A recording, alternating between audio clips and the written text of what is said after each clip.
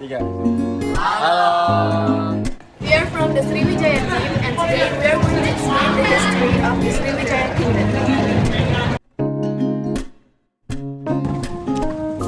Nama Sriwijaya diambil dari bahasa Sanskerta, yaitu dari kata Sri yang berarti cahaya dan Wijaya yang artinya kemenangan. Jadi artinya adalah kemenangan yang gemilang. Sebagai negara maritim, berdirinya Kerajaan Sriwijaya kemudian memberikan pengaruh besar di Nusantara. Kerajaan Sriwijaya diketahui pada abad ke-7 dan pendirinya disebut Dapunta Hyang Sri Jayanasa. Pada masa kejayaannya, Sriwijaya mengontrol perdagangan jalur utama, yaitu Selat Malaka dan daerah kekuasaannya meliputi Kamboja, Thailand Selatan,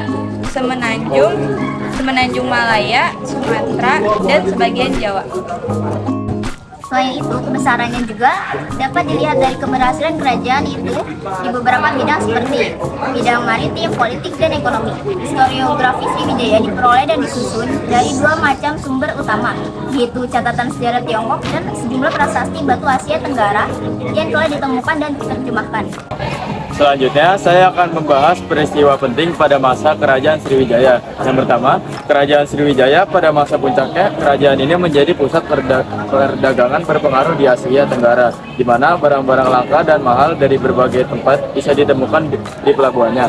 Yang kedua, Sriwijaya juga melancarkan serangan ke Kerajaan Tarumanegara yang terletak di wilayah barat Pulau Jawa. Hal ini berdampak besar bagi kemunduran Kerajaan Tarumanegara nantinya dengan penaklukan Srijayanasa. Wilayah pengaruh Kerajaan Sriwijaya tersebar dari Palembang hingga wilayah barat Pulau Jawa. Yang ketiga, invasi militer yang dilakukan Raja Drakola melemahkan Sriwijaya dan pengaruh Mandalanya. Besar kemungkinan bahwa ada Tuan Sriwijaya telah runtuh akibat serangan ini, dikarenakan Kekaisaran Cina tidak lagi menerima utusan diplomatik dari Sriwijaya.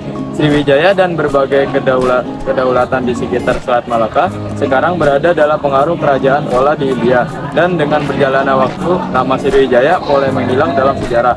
Suatu hal yang menyedihkan di mana kerajaan yang dulunya menjadi pusat perdagangan besar di Asia Tenggara, ini merupakan dimakan waktu masyarakat lokal yang tinggal di Palembang pada masa Hindia Belanda.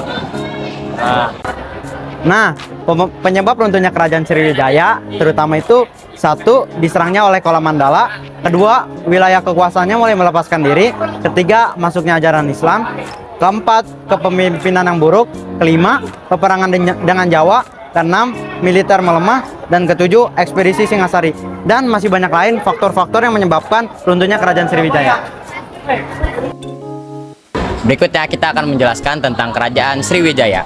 Raja pertama Sriwijaya dipimpin oleh Dapunta Hyang Sri Jayanasa. Lalu paling besar dan terkenal adalah Balaputra Dewa. Balaputra Dewa sebagai Raja Suwarnidwipa, yaitu nama kuno untuk Pulau Sumatera. Karena pada zaman itu Pulau Sumatera identik dengan kerajaan Sriwijaya. Maka para sejarawan sepakat bahwa Balaputra Dewa adalah Raja Sriwijaya. Nah, sekarang kita akan menyebutkan beberapa peninggalan dari Kerajaan Sriwijaya. Yang pertama yaitu adalah Prasasti Kota Kapur yang ditemukan di Pulau Bangka bagian barat. Yang kedua ada Prasasti Kedukaan Bukit ditemukan di tepi Sungai Batang, Kedukaan Bukit, Kota Palembang, Sumatera Selatan.